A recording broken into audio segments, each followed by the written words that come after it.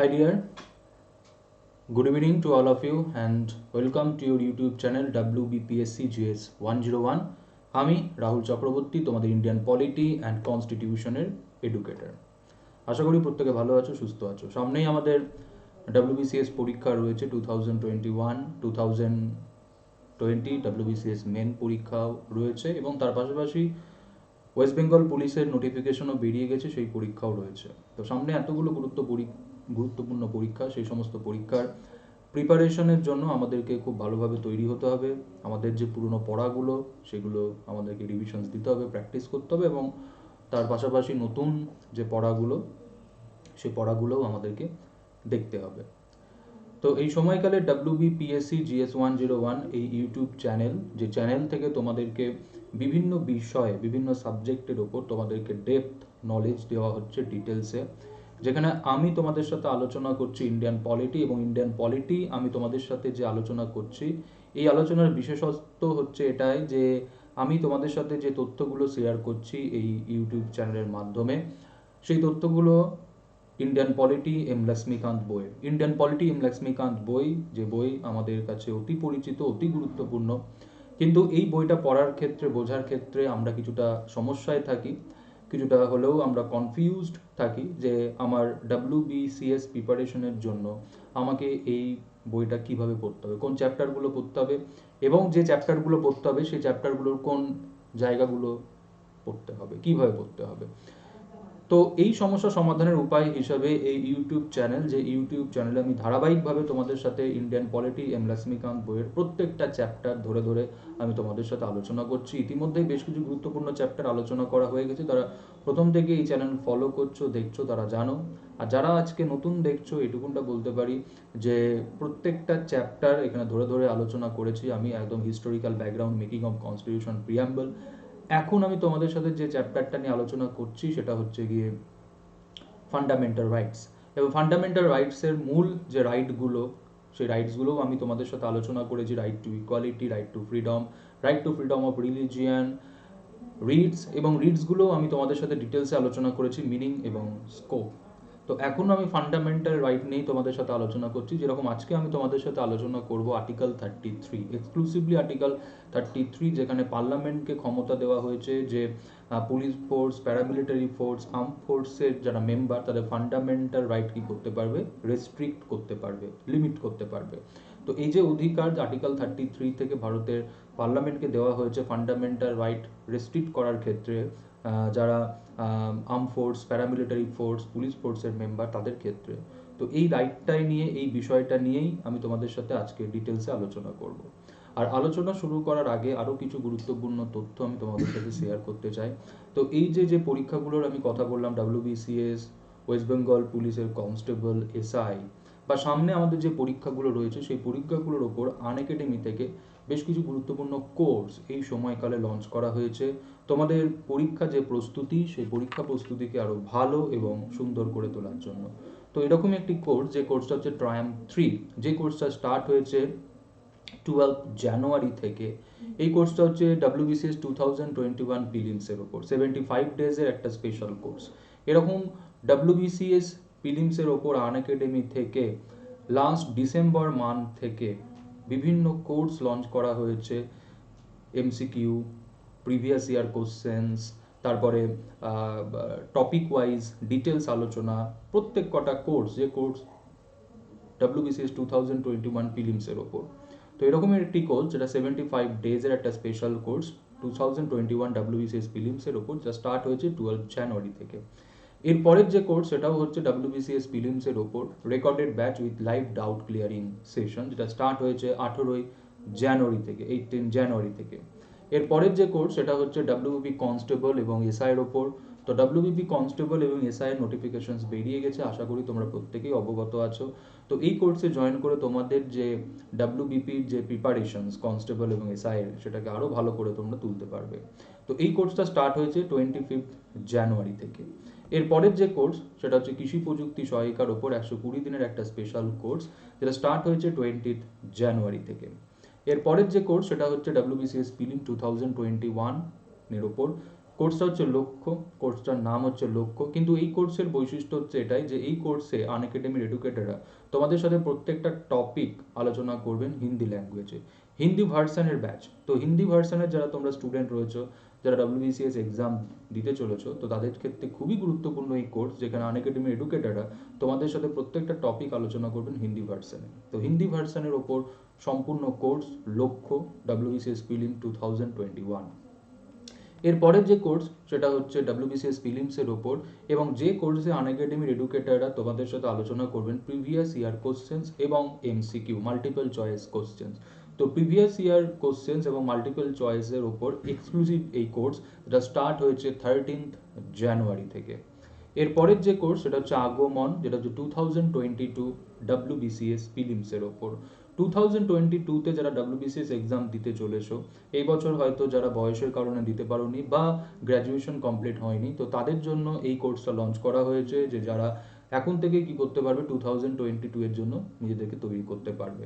ওকে, তো এই সমস্ত কোর্স, যে কোর্সগুলো এই সময়কালে আনএকাডেমি থেকে লঞ্চ করা হয়েছে তোমাদের জন্য, সামনে যে পরীক্ষাগুলো রয়েছে সেই পরীক্ষাগুলোর ওপর, এবং নেক্সট ইয়ার যারা WBCS এর জন্য তৈরি হতে চাইছো এখন থেকে, তো তাদের জন্য এই যে কোর্স আগমন, এরকমও কোর্স লঞ্চ করা হয়েছে। তো এই কোর্সগুলোতে জয়েন করতে গেলে তোমাদের আনএকাডেমির লার্নিং অ্যাপ ডাউনলোড করতে হবে। আনএকাডেমি লার্নিং অ্যাপের আনএকাডেমি লার্নিং অ্যাপের লিঙ্ক ভিডিও ডেসক্রিপশন বক্সে দেওয়া রয়েছে, সেখান থেকে তোমরা easily Unacademy learning app download করে এই কোর্সগুলোতে এনরোল করে ক্লাস করতে পারবে। আর হ্যাঁ, অবশ্যই এই কোর্সগুলো সাবস্ক্রাইব কোর্স, তাই সেই ক্ষেত্রে তোমাদের আনএকাডেমি সাবস্ক্রিপশনস নিতে হবে। আনএকাডেমি সাবস্ক্রিপশনসের যে বেনিফিট, সেই বেনিফিটগুলো হচ্ছে এটাই যে আনএকাডেমি সাবস্ক্রিপশনস যদি তোমরা নাও, তাহলে সেই ক্ষেত্রে তোমরা তোমাদের পড়াশোনার রুট এবং রুটিন দুটোই ঠিক করতে পারবে। রুটিন বলতে তোমরা কখন ক্লাস করবে, কোন সময় ক্লাস করবে, কোন টিচারের ক্লাস করবে, এই সবটাই তোমরা নিজেরাই ঠিক করতে পারবে। আর রুট বলতে তোমরা যে এক্সামের জন্য তৈরি হতে চাইছো, সেই এক্সামের ওপর যে কোর্স, সেই কোর্সে তোমরা কি করতে পারবে, জয়েন করতে পারবে। তাহলে তোমাকে পূর্ণ স্বাধীনতা দেওয়া হচ্ছে যে তুমি এখানে কিভাবে ক্লাস করবে, কোন সময়ে ক্লাস করবে, কোন টিচারের ক্লাস করবে। এবং বলে রাখি, কোনো লাইভ ক্লাস যদি তোমার মিস হয়ে যায় কোনো কারণে, কোনো তোমার এমার্জেন্সি, তোমার কোনো ব্যস্ততার কারণে, তাহলে সেই ক্ষেত্রে তুমি সেই ক্লাস কিন্তু রেকর্ডেডও দেখতে পাবে। আনএকাডেমি প্রত্যেকটা ক্লাস, যে ক্লাস আমরা নিয়ে থাকি, সেই ক্লাস রেকর্ডেড থাকে, যে ক্লাস তুমি 24 আওয়ার্স কি করতে পারবে, অ্যাক্সেস করতে পারবে। এছাড়াও আরও যে বেনিফিট রয়েছে তার মধ্যে গুরুত্বপূর্ণ হচ্ছে সেলফ অ্যানালাইসিস। সেলফ অ্যানালাইসিস বলতে যে তোমরা যে এক্সামের জন্য তৈরি হতে চাইছো, যে এক্সামের জন্য তুমি এখানে পড়াশোনা করছো, সাবস্ক্রিপশনস নিয়েছো, তুমি কতটা তৈরি হয়েছো। তো এগুলো কীভাবে বুঝবে, তার জন্য রয়েছে প্র্যাকটিস সেট, টেস্ট সিরিজ, কুইজের মতো হচ্ছে স্পেশালিটি, যেগুলো তোমাকে হেল্প করবে এটা বোঝার ক্ষেত্রে যে তুমি কতটা তৈরি হয়েছো, কোথায় তোমার দুর্বলতা রয়েছে। আর এই সমস্ত সুযোগ সুবিধা তুমি পেয়ে যাচ্ছ আনএকাডেমি সাবস্ক্রিপশন প্ল্যানে। আনএকাডেমি থেকে যে কোর্সগুলো লঞ্চ করা হয়, সেই কোর্সগুলো স্ট্রাকচার্ড ওয়েতে লঞ্চ করা হয়।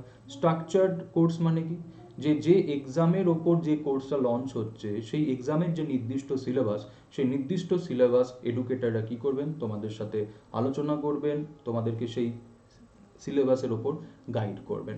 এছাড়াও আনএকাডেমি থেকে তোমাকে হেল্প করা হবে তোমার ইন্টারভিউ প্রিপারেশনের ক্ষেত্রে।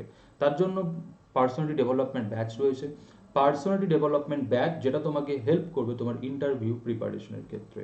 আর এই সমস্ত সুযোগ সুবিধা তুমি পেয়ে যাচ্ছ এই সমস্ত এক্সামের ক্ষেত্রে, বা বলতে পারি WBPSC এবং ওয়েস্ট বেঙ্গল গভর্নমেন্টের অধীনে যে এক্সামসগুলো হয়ে থাকে, প্রত্যেকটা এক্সামের ক্ষেত্রেই তোমরা আনএকাডেমি থেকে ফুল সাপোর্ট তোমরা পেয়ে যাবে। আর এই সমস্ত সুযোগ সুবিধার জন্য তোমাদের আনএকাডেমি সাবস্ক্রিপশন প্ল্যান তোমাদের নিতে হবে। সাবস্ক্রিপশন প্ল্যান যেটা রয়েছে 1 মাস, 3 মাস, 6 মাস, 1 বছর এবং তোমার 2 বছর। এবং সাবস্ক্রিপশনের যে ভ্যালু, সেই ভ্যালুর ক্ষেত্রে তোমরা 10% ডিসকাউন্ট পেয়ে যাবে।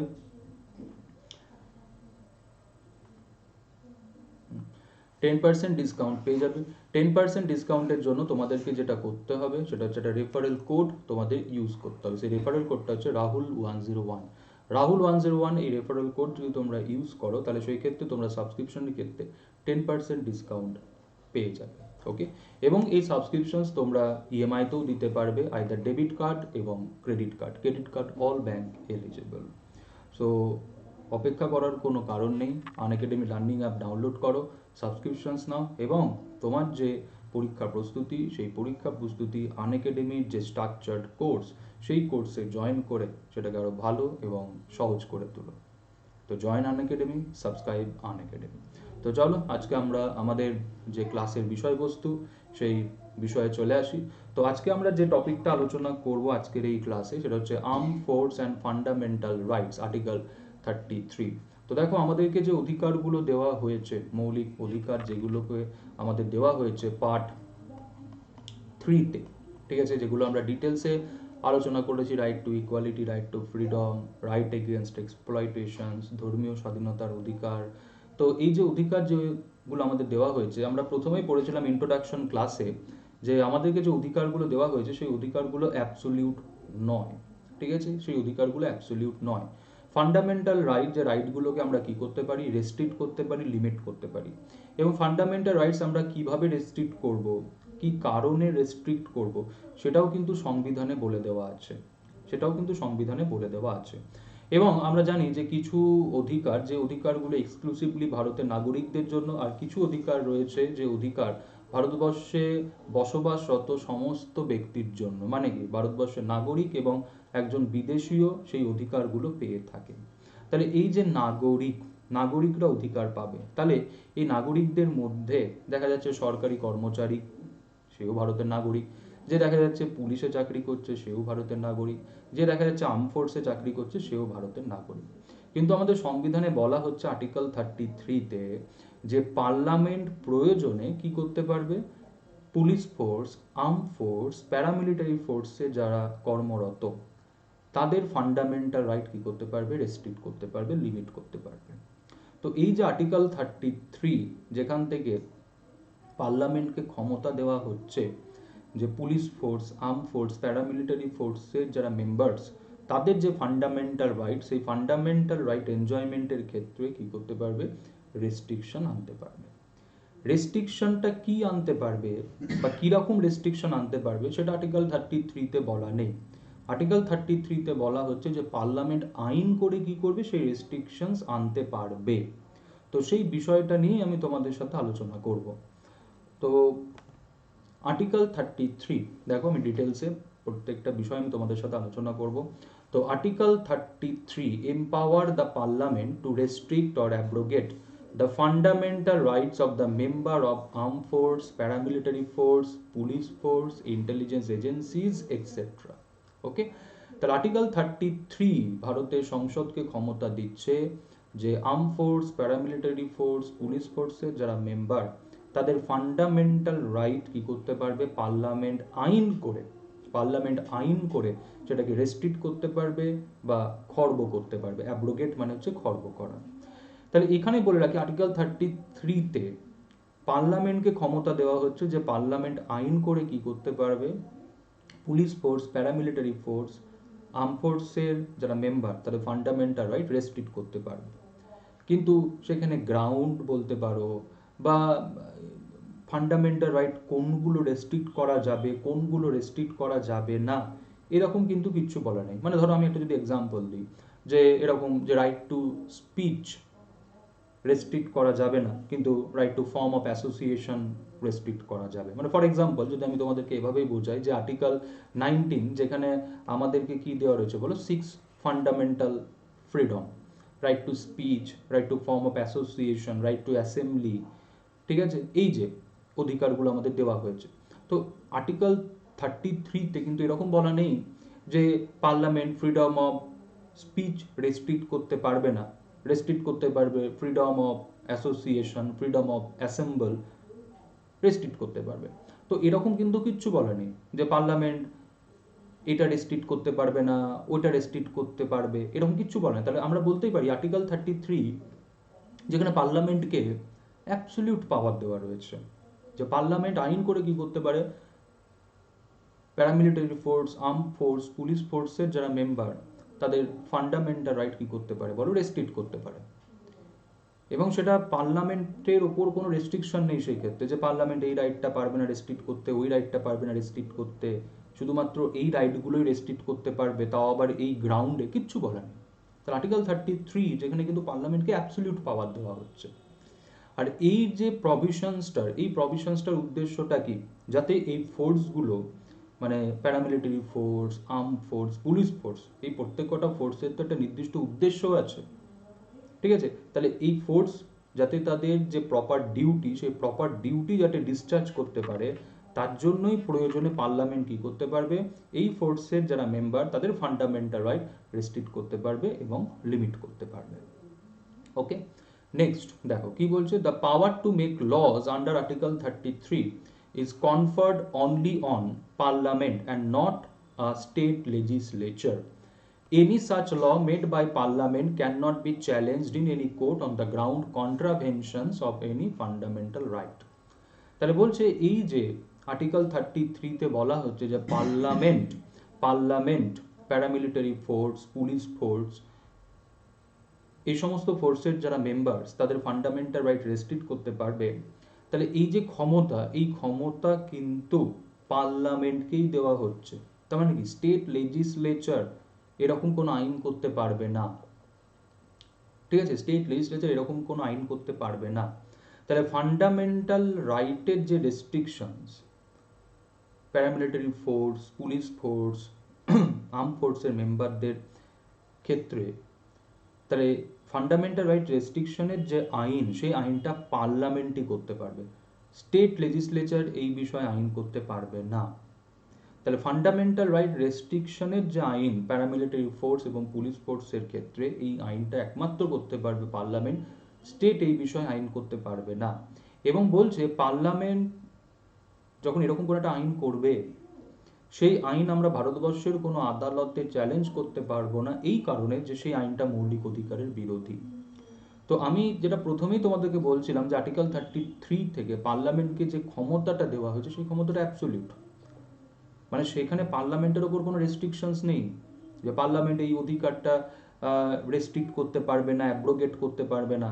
শুধুমাত্র এই অধিকারগুলোকেই পার্লামেন্ট কি করতে পারবে, রেস্ট্রিক্ট করতে পারবে আর্ম ফোর্স, প্যারামিলিটারি ফোর্সের ক্ষেত্রে, আবার সেটাও নির্দিষ্ট গ্রাউন্ড বলে দেওয়া আছে, এরকম কোনো কিছু বলা নেই। আর্টিকেল 33 যেটা পার্লামেন্টকে আমরা বলতে পারি অ্যাবসলিউট পাওয়ার দেওয়া হচ্ছে paramilitary force, arm force, police ফোর্সের মেম্বারদের ফান্ডামেন্টাল রাইট রেস্ট্রিক্ট করার ক্ষেত্রে। এবং বলা হচ্ছে এরকম যখন আইন করা হবে, পার্লামেন্ট যখন এরকম কোনো একটা আইন করছে, সেই আইন যদি মৌলিক অধিকারের বিরোধী হয়, তো সেই আইন আমরা কি করতে পারবো না, ভারতবর্ষের কোনো কোর্টে চ্যালেঞ্জ করতে পারবো না। তো আর্টিকেল 33 যেটা পার্লামেন্টের হাতে কি করছে, অ্যাবসলিউট পাওয়ার দিচ্ছে। নেক্সট এবার দেখো এরকম কিছু কয়েকটা আইনের আমরা এক্সাম্পল আমরা দেখব। তো accordingly parliament has enacted army act 1950, navy act 1950, air force act 1950, police force restrictions of right act 1966, border security force act and so on. তাহলে এই যে আইনগুলো, army act, navy act, air force act, police force restriction of rights act 1966, এই আইনগুলো, যে আইনগুলো আমরা বলতে পারি যে এই আইনগুলোর মাধ্যমে arm force, paramilitary force, police ফোর্সের মেম্বারদের ক্ষেত্রে কি করা হয়েছে বলো, ফান্ডামেন্টাল রাইট রেস্ট্রিক্ট করা হয়েছে। তাহলে এই যে সমস্ত আইন, যে আইনগুলো পার্লামেন্ট কি করেছে, আর্টিকেল 33 অনুযায়ী কি করেছে বলো, এনাক্ট করেছে, তৈরি করেছে। এবং যে আইনগুলোর মাধ্যমে কি করা হচ্ছে, প্যারামিলিটারি ফোর্স, আর্ম ফোর্স এবং পুলিশ ফোর্সের যারা মেম্বার তাদের ফান্ডামেন্টাল রাইট রেস্ট্রিক্ট করা হচ্ছে। এবং দেখো বলছে, this impose restriction on their freedom of speech, right to form of association, right to be member of trade union or political association, right to communicate with press, right to attend public meeting or demonstration, etc. তাহলে এই যে আইনগুলো, এই আইনগুলো কি করছে বলো, দেখো কোন কোন অধিকারগুলোকে রেস্ট্রিক্ট করছে, freedom of speech, freedom of form of association, ঠিক আছে, ট্রেড ইউনিয়নের মেম্বার হওয়া থেকে কি করছে বলো, রেস্ট্রিক্ট করছে। মানে arm force, paramilitary force, police force তারা কোনো ইউনিয়ন ফর্ম করতে পারবে না, শ্রমিক সংগঠন তৈরি করতে পারবে না, সেখানে যুক্ত হতে পারবে না। ওকে, আর কি বলছে যে প্রেসের সাথে কমিউনিকেট করতে পারবে না এবং কোনো পাবলিক মিটিং বা ডেমনস্ট্রেশন, ধর্ণা দিতে পারবে না। তাহলে এই যে দেখো বলতে পারো অধিকারগুলো, যে অধিকারগুলোর ক্ষেত্রে আমরা কি দেখতে পাচ্ছি বলো, restrictions. Arm force, paramilitary force এবং পুলিশ ফোর্সের মেম্বারদের ক্ষেত্রে। তাহলে ওই যে আমি তোমাদেরকে প্রথমেই বলছিলাম যে আর্টিকেল 33 পার্লামেন্টকে অ্যাবসলিউট পাওয়ার দিচ্ছে paramilitary force, arm force, police ফোর্সের মেম্বারদের ফান্ডামেন্টাল রাইট রেস্ট্রিক্ট করার ক্ষেত্রে। সেখানে পার্লামেন্ট যে কোনো রাইট কি করতে পারে বলো, রেস্ট্রিক্ট করতে পারে এই সমস্ত ফোর্সের যারা মেম্বার তাদের ক্ষেত্রে। সেখানে কোনো রকম পার্লামেন্টের ক্ষেত্রে কি নেই বলো, কোনো রকম কোনো মানে অবজেকশনস নেই সংবিধান থেকে যে পার্লামেন্ট এই অধিকারটা পারবে না রেস্ট্রিক্ট করতে, শুধুমাত্র এই অধিকারগুলোই পারবে, তাও আবার এই গ্রাউন্ডে। নো। তাই দেখতেই পাচ্ছ তোমরা যে এই আইনগুলোর মাধ্যমে কোন কোন অধিকারগুলোকে দেখো রেস্ট্রিক্ট করা হয়েছে। স্পিচ, অ্যাসোসিয়েশনস, তারপরে freedom, right to form associations, প্রেসের সাথে কমিউনিকেট করতে পারবে না, পাবলিক মিটিং অ্যাটেন্ড করতে পারবে না, ডেমনস্ট্রেশন করতে পারবে না। তাহলে এই অধিকারগুলোকে দেখো কি করা হচ্ছে, রেস্ট্রিক্ট করা হয়েছে এই সমস্ত আইনের মাধ্যমে। ওকে, এরপরে আমরা আরেকটু আলোচনা করব, সেই আলোচনাটা দেখো কি বলা হচ্ছে। The expression member of arm force also cover such employees of the armed force as barbers, carpenter, mechanics, cooks, chowkidar, bootmark, tailor who are non-combatants। মানে সোজা কথায় যে এই যে বলা হচ্ছে মেম্বার অফ আর্ম ফোর্স, তাহলে এই মেম্বার অফ আর্ম ফোর্সে দেখা যাচ্ছে যে এই সমস্ত ফোর্সে যারা দেখা যাচ্ছে বারবার, কার্পেন্টার, মেকানিক্স, কুক, চৌকিদার, বুট মার্কার্স, টেইলর হু আর নন কম্ব্যাটেন্টস, তাদের ক্ষেত্রেও কিন্তু এই রেস্ট্রিকশনস কি করা হবে, তোমার লাগু করা হবে। মানে সোজা কথায় দেখা যাচ্ছে যারা তোমার সিভিলিয়ান এমপ্লয়ি, যে দেখা যাচ্ছে তোমার ফোর্সের জন্য রান্না করছে, ঠিক আছে, ফোর্সের জন্য রান্না করছে, বা বলতে পারো ফোর্সের টেইলার্স, ঠিক আছে, ফোর্সের যে সবাই যে তোমার যুদ্ধ করার জন্য, লড়াই করার জন্য যুক্ত হয় তা তো নয়, সেখানে কিছু সিভিলিয়ানও থাকে ফোর্সের যারা মেম্বার, তাদেরকে সার্ভিস প্রোভাইড করার জন্য। কীরকম? বারবার, কার্পেন্টার, মেকানিক্স, কুক, চৌকিদার। তাহলে বলছে এই যে রেস্ট্রিকশন, এই রেস্ট্রিকশনস যারা দেখা যাচ্ছে তোমার সিভিলিয়ান রয়েছে এমপ্লয়ি আর্ম ফোর্সের মধ্যে, তাদের ক্ষেত্রেও অ্যাপ্লিকেবল, তাদের ক্ষেত্রেও অ্যাপ্লিকেবল। নন কম্ব্যাটেন্টস যারা রয়েছে তাদের ক্ষেত্রেও অ্যাপ্লিকেবল, ঠিক আছে। তাহলে members of arm force also cover such employee at the arm force as বারবার, কার্পেন্টার, মেকানিক্স, কুকস, চৌকিদার, বুটমার্ক, টেইলর হু আর নন কম্ব্যাটেন্ট। মানে সোজা কথায় যারা সিভিলিয়ান হিসাবে রয়েছে আর্ম ফোর্সে কর্মরত, তাদের ক্ষেত্রেও কি হবে, এই রাইটগুলো রেস্ট্রিক্ট থাকবে। তাহলে এই যে যে আইনগুলো বললাম, army act 1950, air force act 1950, navy act 1950, এই আইনগুলোতে ফান্ডামেন্টাল রাইটের যে রেস্ট্রিকশনস রয়েছে আর্ম ফোর্সের ক্ষেত্রে, প্যারামিলিটারি ফোর্সের ক্ষেত্রে, সেই রেস্ট্রিকশন এই ফোর্সে যারা সিভিলিয়ান এমপ্লয় রয়েছে তাদের ক্ষেত্রেও প্রযোজ্য। ওকে, নেক্সট কি বলা হচ্ছে, a parliamentary law enacted under Article 33 can also exclude the court martial from the writ jurisdiction of the Supreme Court and the High Court। Court Martial, court Martial মানে কি? সামরিক আদালত, সামরিক আদালত, কোর্ট মার্শিয়াল। তাহলে কোর্ট মার্শিয়াল কি করে? সামরিক যে সমস্যাগুলো দেখা যাচ্ছে সেই সমস্যাগুলো কি করে থাকে বলো, সমাধান করে থাকে। তাহলে বলছে যে এই যে আর্টিকেল 33, যেখানে পার্লামেন্টকে ক্ষমতা দেওয়া হয়েছে আইন তৈরি করার, এবং পার্লামেন্ট যে আইনের মাধ্যমে কি করতে পারে, এই সমস্ত ফোর্সে যারা মেম্বার তাদের ফান্ডামেন্টাল রাইট রেস্ট্রিক্ট করতে পারে। তো বলছে এই আইনে, এই আইনে, ঠিক আছে, যে আইন আর্টিকেল 33 অনুযায়ী হয়েছে, পার্লামেন্ট করেছে, তো বলছে পার্লামেন্ট সেই আইনে কোর্ট মার্শিয়ালকে সুপ্রিম কোর্ট এবং হাইকোর্টের রিট জুরিসডিকশনের আওতার বাইরে রাখতে পারে। আজকে দেখো আমরা প্রত্যেকেই জানি যে প্রহিবিশন এবং সার্টিওরারি, আমরা লাস্ট ক্লাসে আলোচনা করেছি, প্রহিবিশন এবং সার্টিওরারি আমরা জুডিশিয়াল এবং কোয়াসি জুডিশিয়াল অথরিটির এগেনস্টে আনতে পারি। তাহলে এই যে ট্রিব্যুনালগুলো কিন্তু কোয়াসি জুডিশিয়াল অথরিটি, তাই না? তাহলে দেখো প্রহিবিশনস কি বলা আছে, যেখানে হায়ার কোর্ট কি করবে, লোয়ার কোর্টের এগেনস্টে আনবে, ট্রিব্যুনালের এগেনস্টে আনবে। সার্টিওরারিও কি বলা আছে, যেখানে হায়ার কোর্ট কি করবে, লোয়ার কোর্টের এগেনস্টে আনবে, ট্রিব্যুনালের এগেনস্টে আনবে। এবং উদ্দেশ্য কি? উদ্দেশ্য হচ্ছে যদি লোয়ার কোর্ট তার এখতিয়ারের বাইরে গিয়ে যদি কোনো কাজ করে, লোয়ার কোর্ট যদি তার এখতিয়ারের বাইরে গিয়ে যদি কাজ করে, তাহলে সেখানে হায়ার কোর্ট লোয়ার কোর্টের এগেনস্টে প্রহিবিশন বা সার্টিওরারি আনবে। প্রহিবিশনস হচ্ছে যখন লোয়ার কোর্ট তার এখতিয়ারের বাইরে গিয়ে কাজ করছে, সেই কাজটা করা থেকে লোয়ার কোর্টকে কি করবে, প্রিভেন্ট করবে। আর সার্টিওরারি যখন দেখা যাচ্ছে যে লোয়ার কোর্ট তার এখতিয়ারের বাইরে গিয়ে কি করেছে, কোনো একটা অর্ডার করেছে, কোনো একটা ডিসিশন দিয়েছে, তাহলে সেই অর্ডার বা ডিসিশনটাকে হায়ার কোর্ট কি করবে, বাতিল করবে। তাহলে বলছে যে আর্টিকেল 33 অনুযায়ী পার্লামেন্ট যে আইন করবে, সেই আইন কোর্ট মার্শিয়ালকে সুপ্রিম কোর্ট এবং হাইকোর্টের রিট জুরিসডিকশনের কি করতে পারে, আওতার বাইরে রাখতে পারে। তাহলে এরকমও আমরা বলতে পারি বৈশিষ্ট্য থাকতে পারে সেই আইন, যে আইন পার্লামেন্ট আর্টিকেল 33 অধীনে করছে, যে সেই আইনে কোর্ট মার্শিয়ালকে, সামরিক আদালতকে সুপ্রিম কোর্ট হাইকোর্টের রিট জুরিসডিকশনের আওতার বাইরেও রাখা যেতে পারে। কোন ক্ষেত্রে? So far as the enforcement of fundamental right is concerned. So far as the enforcement of fundamental right is concerned. Okay, তো এই ছিল আজকে আমি তোমাদের সাথে আলোচনা arm force and fundamental right.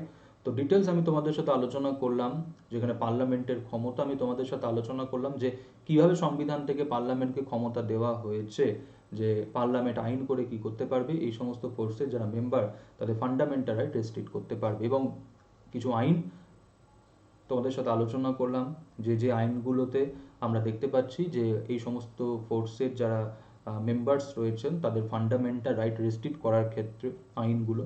তো এই ছিল আজকে আলোচনা। কালকে আবার তোমাদের সাথে দেখা হচ্ছে নতুন এক টপিক নিয়ে। তো ততক্ষণ পর্যন্ত সবাই ভালো থেকো, সুস্থ থেকো, গুড নাইট। এবং অবশ্যই WBPSC GS 101 এই চ্যানেল তোমরা সাবস্ক্রাইব করো, লাইক করো এবং বন্ধুদের সাথে শেয়ার করো। সবাই ভালো থেকো, সুস্থ থেকো, গুড নাইট। পরের ভিডিওতে, পরের ক্লাসে আবার তোমাদের সাথে দেখা হচ্ছে।